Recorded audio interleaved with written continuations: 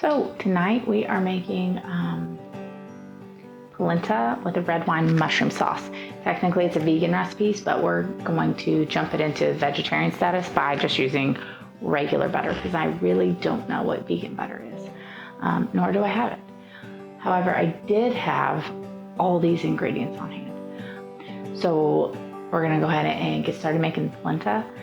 Although in Italy they don't generally, which is where I've had polenta, make it into like grits, which is kind of what this polenta reminds me of. They kind of make twice baked potato style polenta. They make it and then they put it in a pan, like a bread pan, and then they bake it and then they cut it into loaves and serve it like that. We're not doing that. So we're just gonna make it like grits, and we're gonna get started on that, and then we'll get our red wine mushroom sauce going while the polenta is cooking. I have never made this recipe before, so we're just going with it. We're gonna see what happens. This may be amazing, it may not be. All right, so what we're gonna do is this does a slow, steady stream, and we are going to whisk this as it comes in so it doesn't clump is the idea.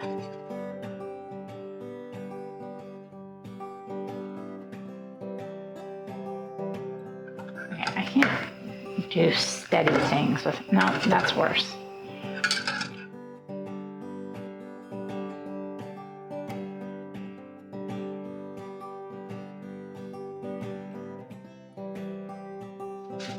So if you don't have a lid, you just cover it simple. So the eye size on your oven makes a big difference. So see how all those different eyes are different, and you kind of have to learn your oven, but so when I want something super duper low and really actually not cook at all, this front burner is too big. Even on low, it heats too high, where the smaller burners, you just put out less heat. So something like this that has a really high tendency to stick on the bottom, I'll move it to a lower burner.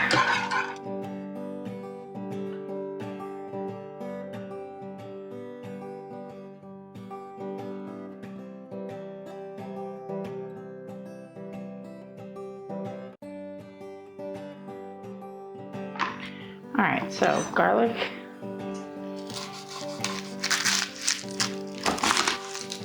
It's one of those things where I usually, no matter what recipe I'm doing, I just use the whole clove.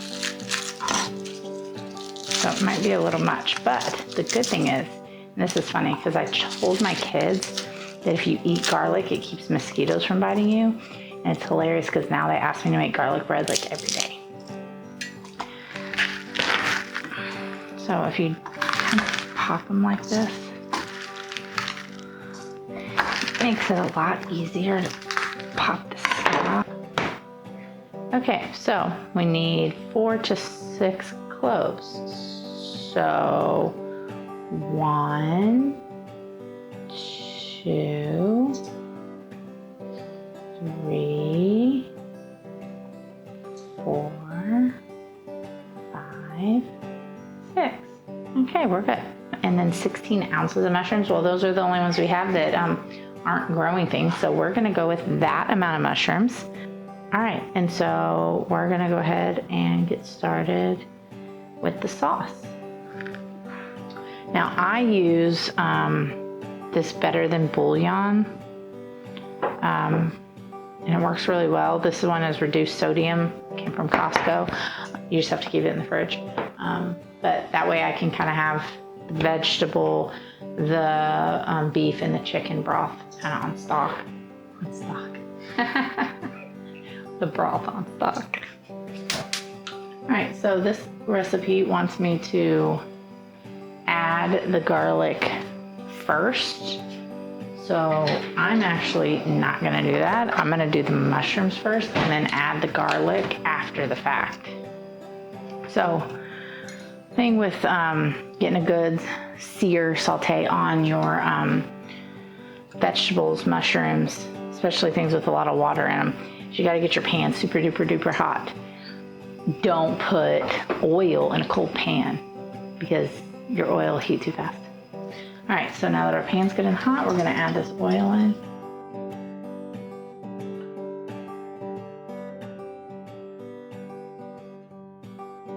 All right, and then we've got our mushrooms. We're gonna go ahead and get those going. All right, so the biggest thing with these mushrooms, one, you're not supposed to overcrowd the pan. Two, you're not supposed to, you're supposed to get them in a single layer. Well, that's not gonna happen, so. Yeah, so when you make mushrooms, they're gonna get really wet, and so then you saute them. Wait till all the moisture comes out, and then all the moisture evaporates, and then they're done. So there's some things that you want to stir and stir and stir and stir, like dairy, sugar, when that's on heat. The things that you want to get that caramelization or the crunchiness on it, really not touching it is the better answer versus touching it, moving it around too much.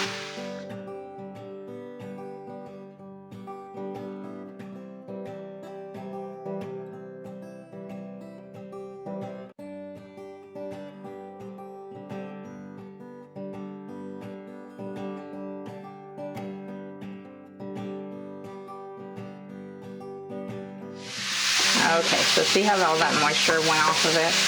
So we've got some soft mushrooms here.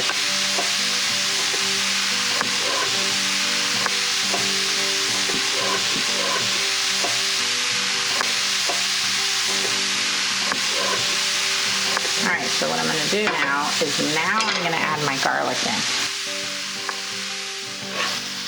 All right, so there's our garlic.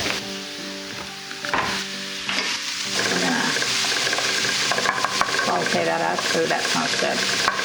So you don't want to over saute your garlic, which is kind of why you don't add it at the same time that you're adding everything else. All right, so we're going to add a little bit of rosemary in here.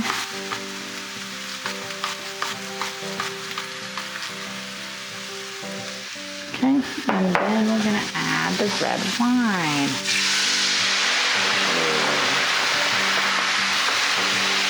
Now that is going to release all the crispy parts that stuck to the pan. So we want the mushrooms to kind of soak in all of this wine. So the sauce is not actually the red wine. The red wine is flavoring the mushrooms here. And then we're going to add the sauce, which is going to be vegetable broth.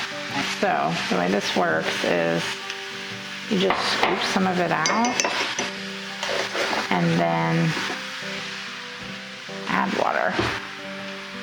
All right, so now we have veggie broth here. I'm going to keep stirring this around since most of the mushrooms have soaked in that flavor. 1 teaspoon of cornstarch. This is basically gravy now, okay? This is kind of what you do with gravy. You add a little cornstarch, put a little heat to it. All right, here we go. Let's try this on for size. So we're gonna take a little taste of this because it's getting pretty thick. We're gonna turn off.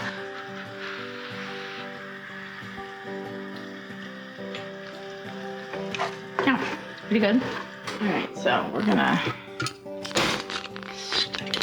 stir in some butter. So polenta is a lot like grits. If you leave it too long, it's gonna get super duper thick and hard, like a brick. We are going to add in our butter. So here is our polenta. And here is our nice red wine mushroom sauce.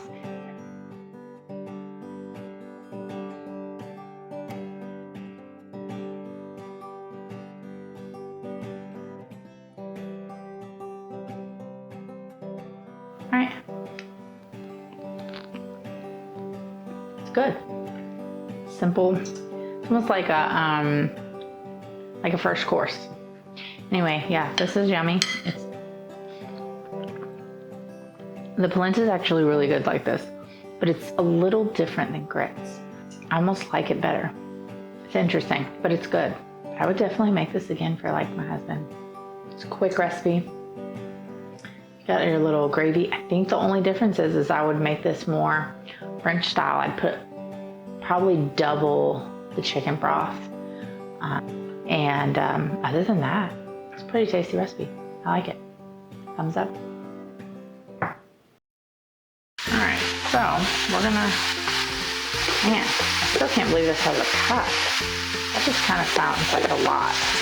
See, why you check your recipe, because listen, I almost put a cup of cornstarch in there. I knew that was wrong. I knew it. Deep down in my bones, I knew that was wrong. Listen, this recipe has corn starch and corn meal. Those are different. You need a cup of corn meal for the polenta.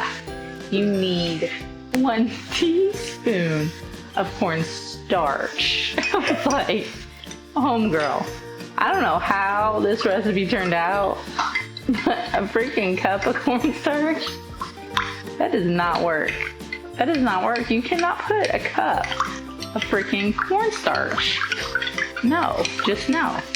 You know, if it sounds wrong, it probably is.